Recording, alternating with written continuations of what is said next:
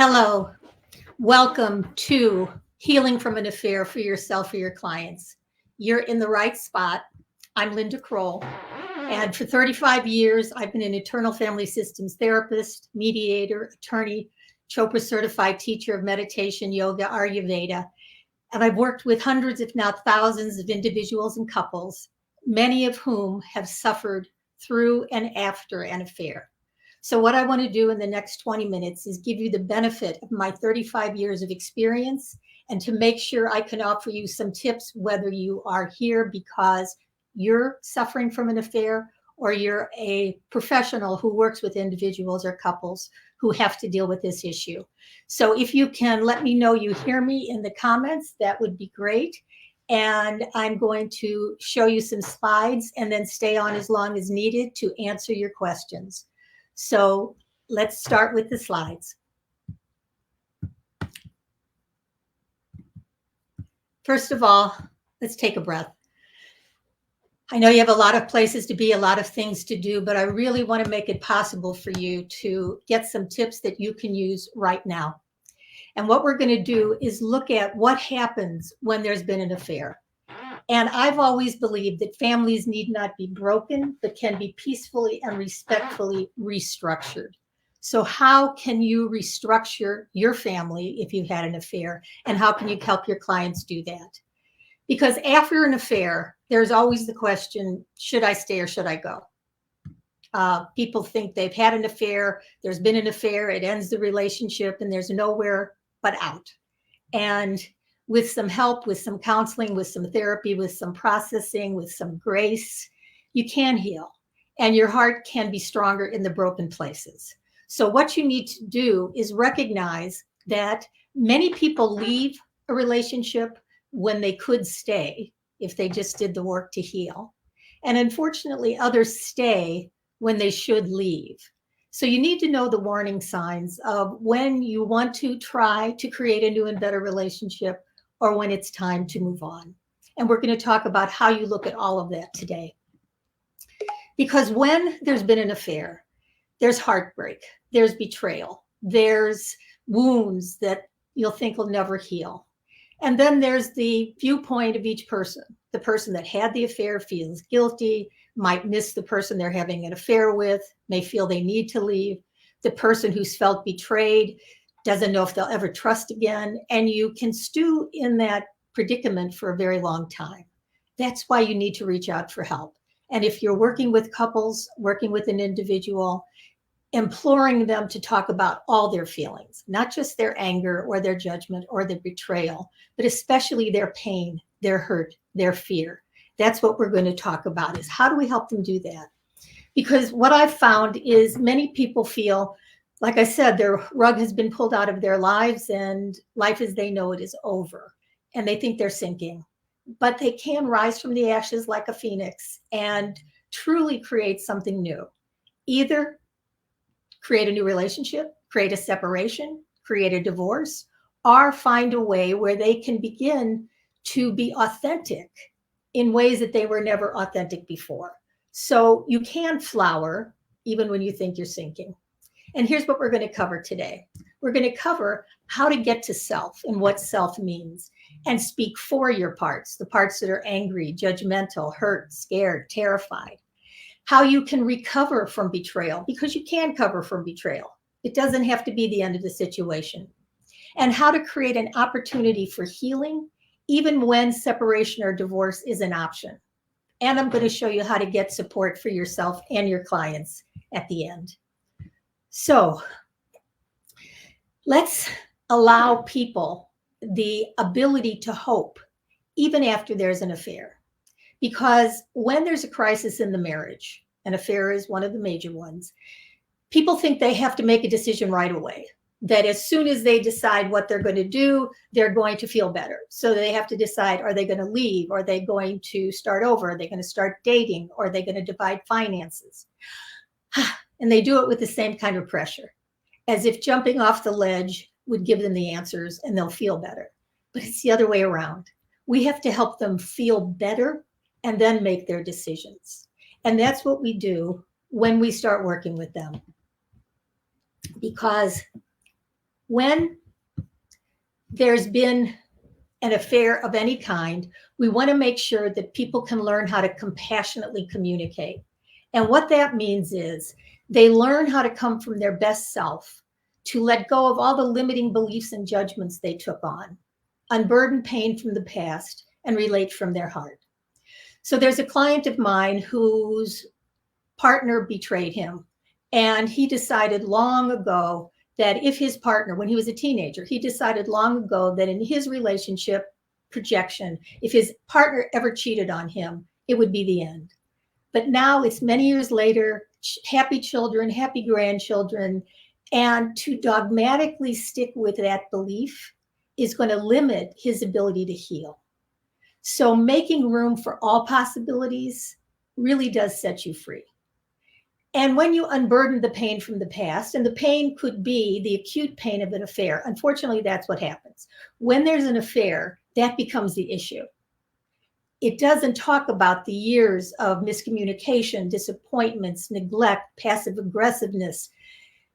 It kind of forgets about those for a while. So you have to talk about the affair first, and then you can talk about what led up to the affair. What was the pain that helped create it? Not to condone it, but to understand it. And then to relate from your heart. Because even if you're going through an affair right now, learning how to heal and relate from your heart is going to set you free. Even if setting you free means you have to leave the relationship or separate or get a divorce. But learning how to do it compassionately is what's going to give you a new future that isn't going to be held back by your judgments and pain from the past. So what often happens in relationships and with several of my clients is they have a happy enough marriage, but their needs aren't met. So they go have an emotional affair to kind of numb them, it's almost like getting drunk. They can balance the unhappy marriage with the emotional affair and stay in that limbo for as long as possible, possibly until their spouse finds out. Sometimes there's unresolved problems, and you're not talking about what are the problems that it's making hard for you to communicate. But what you want to do is talk about everything. Because when you're living parallel lives, then your partner feels unmet, unseen, unappreciated. And if you have a suspicion that your spouse is having an affair, talk about it. Don't just fester on it. Have the courage to talk about your feelings, talk about your fears.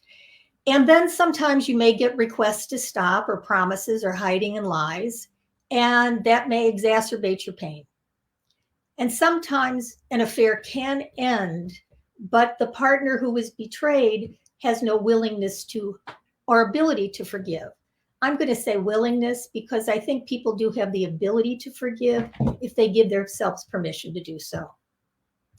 So people who get stuck in anger do so for a variety of factors. So if you have a client who's stuck in anger, or you are the person yourself who's stuck in anger, then you need to process your feelings.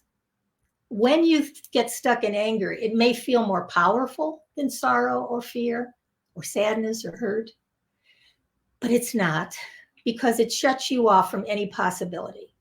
You keep the filter on through which you're judging your partner. You put a wall around your heart to keep you safe, and you stay angry. And you stay angry for so long that it covers any ability to create something new with your partner, because they look back at you and all they see is the anger that probably made them want to have an affair in the first place. Again, not to justify their behavior. But healing and allowing yourself to come from your highest self and speak for your anger instead of being blanketed with it forever is what's going to lead to a new beginning. And sometimes people are stuck in a cycle of grief where they just are so sad and so hurt that being a victim of their partner's affair becomes their identity. And they don't want to give up that feeling because it keeps them from having to look at what happened before the affair. What did they do or not do in their relationship that may have made a difference if they had shown up differently? So if you're unwilling to look at your own contribution to what happens in your relationship, then you may be stuck in your anger. But here's what needs to happen. What needs to happen is that the person who has had the affair needs to do three things. They need to stop the affair. They need to be fully transparent moving forward. And they have to be willing to kind of be in the doghouse for as long as it takes for their partner to build trust again. That doesn't mean they have to be treated like a dog, but they have to understand it is going to take time to build back trust. And the partner who has been betrayed has to do some things too. You have to look at your own contribution. You have to be willing to say, maybe I could have stopped drinking. Maybe I could have paid more attention. Maybe I could have shown more empathy. Maybe I could have done something different. Again, not to condone the fact that your partner had an affair, but to learn something from it, to grow from it. Even if you're not going to stay with your partner, you're going to learn something for your next experience. So be willing to take a look at what you did or didn't do that contributed to the relationship before there was an affair. And then this is a hard one. Be willing to forgive. And that doesn't mean, again, that you're going to reconcile. It doesn't mean that you're going to stay married or stay in the relationship. But forgiveness is a gift you give yourself. It really is. It allows for radical acceptance that this is what happened. And it allows for you to be grateful for what you have, children if you have them, a past, and begin to give yourself permission not to be weighed down by the anger, the resentment, the judgment, and blame. And then you're free to chart your course and plan your future. And to do that, you have to do your own work to heal with a therapist in a group. Find a place where you can process all of your feelings so that you can let go of them and move on.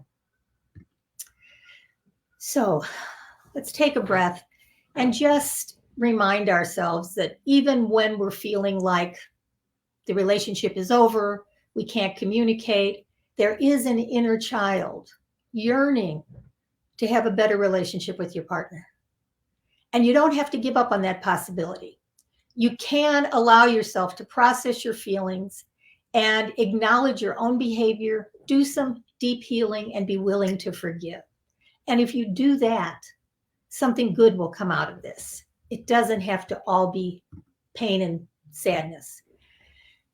And here's something else you can do. Having the courage to talk about an ending can lead to a whole new beginning. And what that means is people get stuck in the black or white of, I have to leave now because I'll never forgive them, or I'll have to stay and suck it up. Those aren't the only two options. There's many more options that I'd like to help you realize, because when you resolve conflict, here are the 5 steps that you need to do. You need to come in with your higher self. And I'm going to show you what that means. In internal family systems terms, it means someone who's calm, clear, compassionate, courageous, confident, all those things that we don't feel when we're blindsided by an affair. It helps you create a compassionate relationship with empathy. We're going to talk about that, because even if you decide to divorce, you want to be able to move on and be free, not be reminded of how you were betrayed and how hurt you are and how sad and how angry, but really have compassion that you and your partner have done the best you knew how to do, considering your level of awareness at the time, and you can do better. So have compassion and use empathy to try to understand each other's perspective. And then before you decide unilaterally what you want to do, explore all your options. There are many options when there's been an affair. Forgiving, separating, creating a post-nup, a legal separation, a divorce is possible. But there's a lot to discuss, and you should explore those options from your highest self.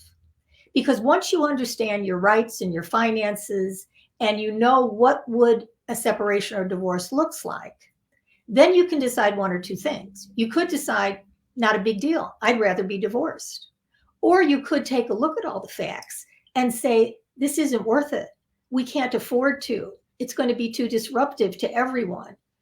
And you decide, I'd rather learn how to forgive and create something new with my partner than to end the relationship.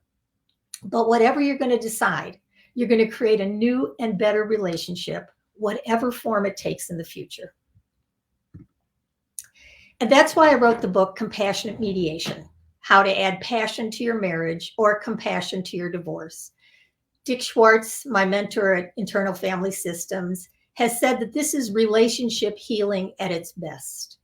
And I want to talk to you a little bit today about the Compassionate Mediation Program for individuals and couples, and my Compassionate Mediation certification for other therapists and coaches that provides continuing education credits as you learn how to do this process.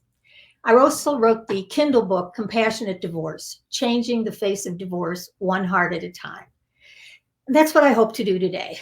If you're with me live, if you're looking at the replay, there are no accidents. You're meant to hear this. You're meant to look at other options. And you're meant to take a moment to take your time.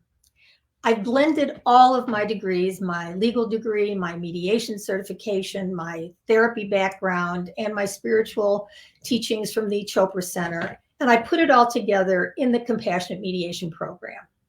And what Compassionate Mediation is, it helps individuals and couples to address emotional, spiritual, financial, and legal issues so that you can gain the skills and insights to either restructure your current relationship or separate under the best possible conditions for all concerned. And it is conscious conflict resolution. So what do I mean by that? Consciousness means that you're being self-led.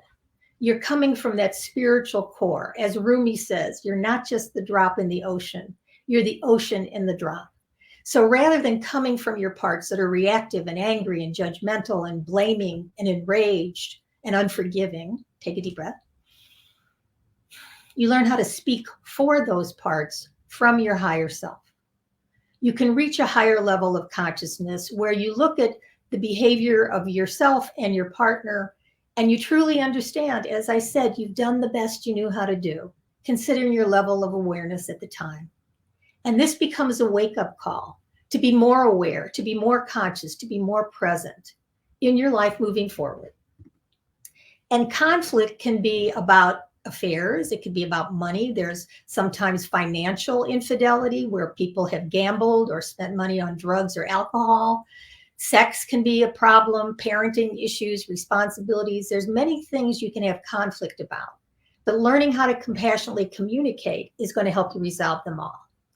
Because when you resolve them, you're going to work together for the highest good for all concerned, no matter what that relationship form is in the future. So if you can stay together and work things through, great. If you can separate in the same house while you each do your own work, or maybe work with a couples therapist or someone like me, then you can do that. If you feel you need to separate, there's ways to nest in the house where each of you comes and goes and the other one stays with the children. There's ways to find different places to separate. There's legal separations where you can adjudicate financial responsibility, and there's a divorce. So there's also a postnuptial where you can create a document that kind of takes care of all of the information that you need to know should you get divorced. And yes, compassion can be super helpful with healing and allowing perspectives to be seen beyond the negative emotions. And that, thank you for that, Doctor. What we're trying to do here is to make sure that you're healed before you decide what to do. Because if you're reactively deciding, I just have to leave, this is it, I'm done, that's going to lead to more repercussions that you'll have to deal with later. So take the time to be compassionate with yourself first. Allow yourself to acknowledge the pain, the sadness, the fear, the hurt, the anger, and process those. Because when you practice something like compassionate mediation, you talk about everything. You talk about how do you compassionately communicate. You talk about what would it look like if we separated? What would it look like if we get divorced? And for the last 35 years, I've been trying to share this method with as many people and professionals as possible. It really is a hybrid of marriage counseling and divorce mediation. Because once you learn how to compassionately communicate, when you relate from your best self, let go of your limiting beliefs and judgments and filters and walls, when you unburden pain from the past, not just from your partner, but from your whole past, and you truly relate from your heart, your spirit, your soul, your higher self, miracles do happen.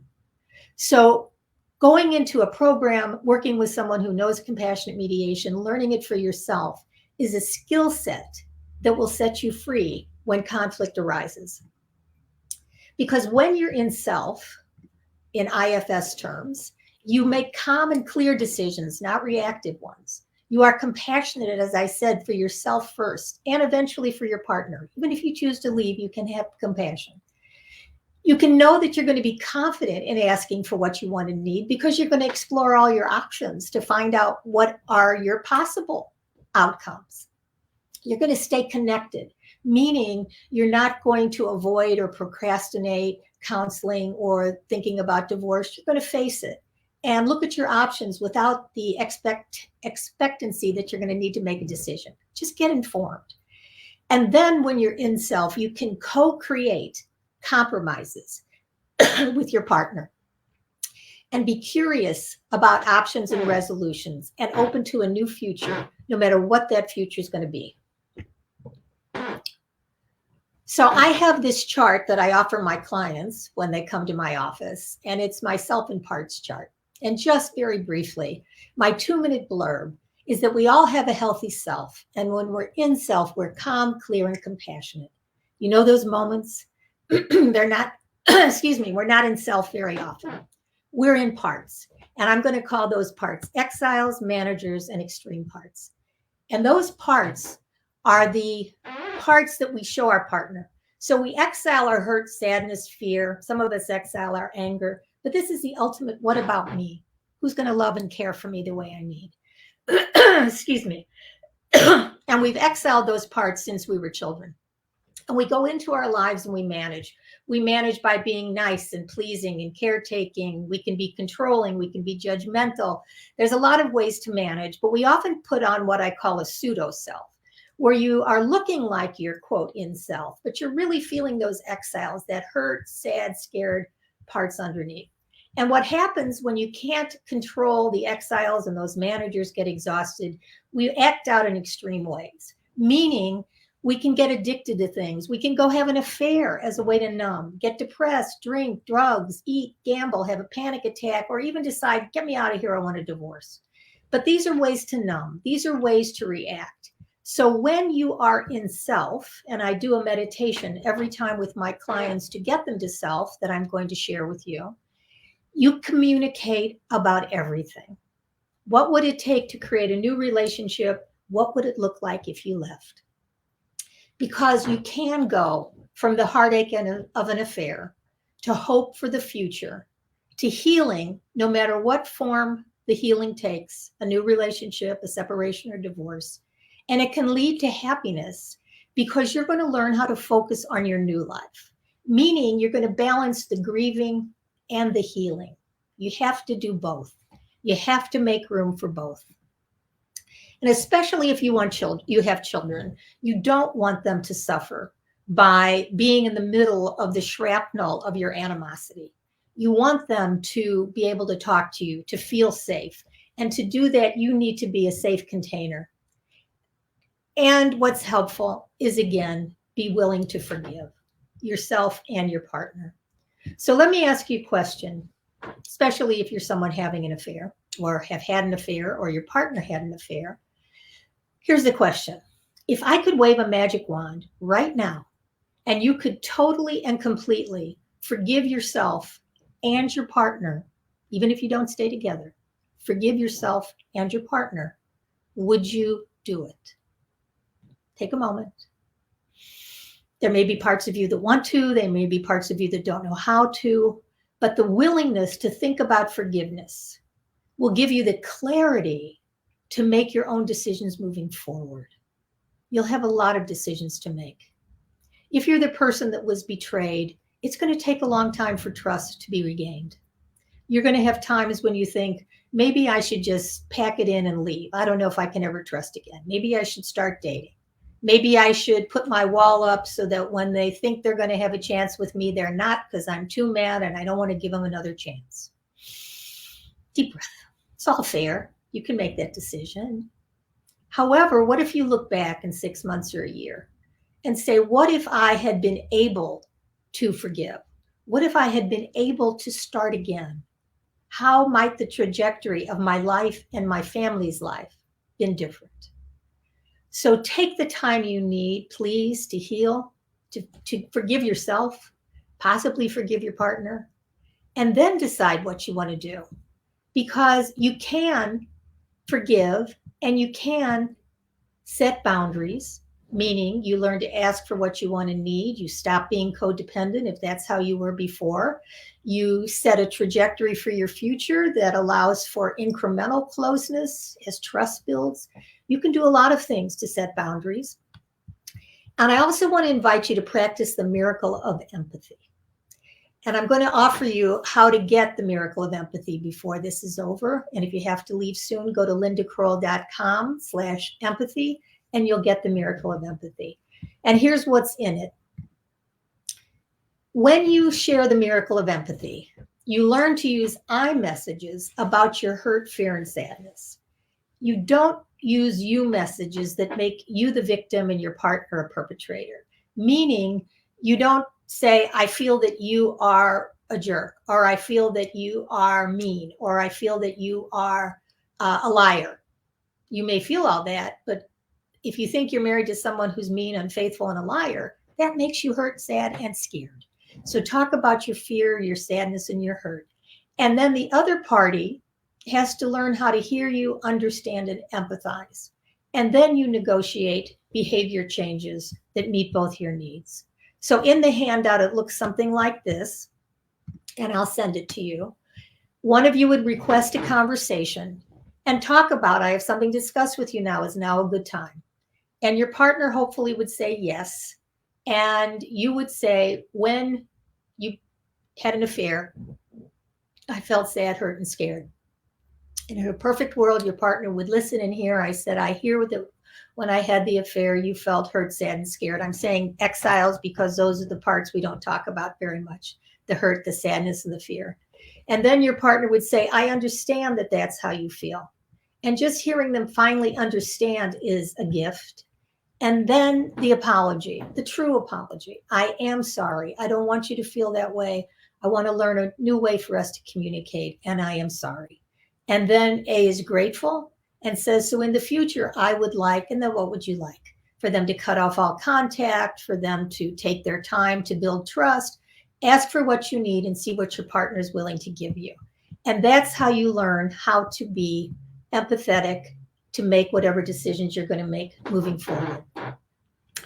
So perhaps this is the sign you've been looking for. If you're looking at a replay, you can get in touch with me. I want to make sure that as individuals in relationships, as couples that are part of a family, we do everything we can to heal before we make life-changing decisions. And compassionate mediation will help you do that.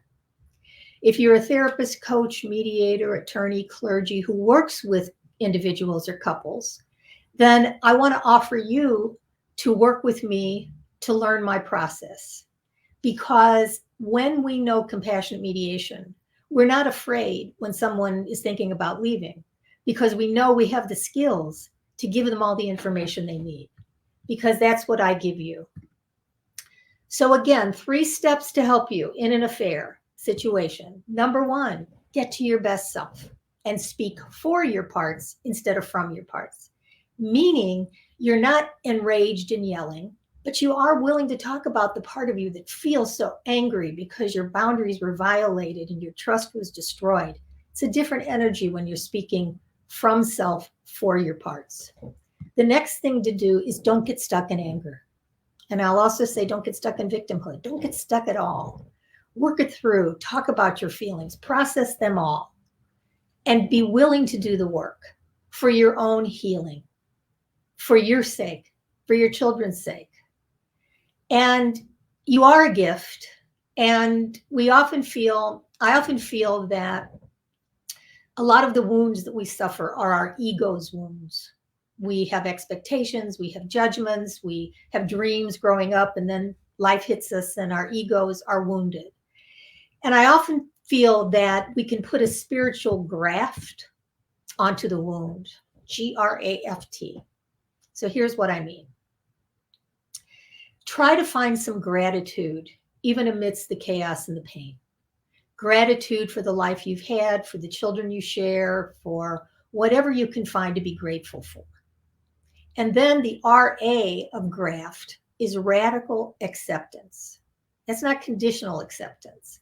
That means you radically accept that what happened happened. Now you deal with it. But you don't keep going back and recriminating and projecting. You just accept it. And the F in graft is to forgive. First yourself, hopefully if you can, your partner, for your own peace of mind. And the T is trust. Trust the process. Trust that if you do your work to let go of your limiting beliefs, connect to your highest self, unburden pain from the past, and relate from your heart, you're going to come out of this stronger, wiser, more confident, and happier ultimately if you do that work. So be grateful, radically accept the situation, be willing to forgive, and trust the process. And you can heal your ego's wounds to make decisions for your future. So I want to thank you for joining me, because many of my clients feel that they do the work with me, with the Compassionate Mediation program, and they can build an entirely new marriage together. I have clients that forgive each other. Their hearts are, as I said, stronger in the broken places, and they recommit to being there for each other in ways that they hadn't been before. I've worked with other clients, and I help mindfully guide them through the impact of a divorce. So if you separate or divorce, it doesn't have to be the typical adversarial process. You can heal and transform the relationship and the family. As I say, families need not be broken, but can be peacefully and respectfully restructured. So again, whether you're showing up in your relationship, in your higher self, whether you're showing up with your clients in your higher self, it's who you are being. Are you being that calm, compassionate presence where healing can happen? And to help you, I have the Compassionate Mediation program that I want to share with you, and the Compassionate Mediation certification for professionals. And when you do the work in compassionate mediation, you become your best self, you create a compassionate relationship, you explore all your options, understand your legal and financial rights and responsibilities, and create a new relationship. And when you do that, you go from heartache to hope to healing to happiness. And I offer you my free roadmap, the whole roadmap of the process. If you're a professional, it has an outline with a video of all the steps I take when I'm working with individuals and couples. And I also want to offer you the Compassionate Communication Care Kit at lindakroll.com/CCC. And in there is the guided meditation that I do to help people get to self. There's also a relationship assessment that you'll have access to, where you can see where your relationship is now and how you can make it better in the future. So at the very end here, I'm going to stay for questions, but I also want to tell you that you can get the Miracle of Empathy handout that I mentioned at lindakroll.com/empathy.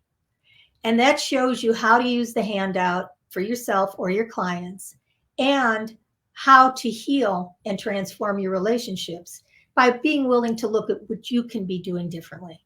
And again, if you're saying, I don't want to give empathy, I've given empathy all the time, I understand, but give it to yourself. Make sure you take time for your own self-care, your own healing, your own processing. Don't feel you're on the ledge and you have to jump and make a decision. You don't, and you can't. You have parts that are angry, parts that are judgmental, parts that are scared, parts that are hurt, parts that are sad, parts that are enraged, parts that are guilty. Deep breath. I want to help you get to self in whatever way would help you heal. So here are a few things that you can get. You can get the Compassionate Communication Care Kit here. You can get the roadmap here. You can join me and learn more about empathy here. And you can contact me either through a personal message or go to my website and contact me there. I have done this for 35 years, and I am passionate about creating a world where healing happens. So if you have issues around an affair, around money, sex, parenting, expectations, compassionate mediation is going to help you, because you're not going to be stuck in the black and white of, oh, I have to get divorced or I have to stay. It gives you the opportunity to talk about everything with compassionate communication, to heal and transform what's happening now, and truly create the relationships you desire and deserve. And if you're a professional, this is a skill set that I give you based on my 35 years of experience with all my handouts, templates, scripts, meditations. So please learn more. You can find out more at lindakroll.com/certify. And I would be happy to share this process with you.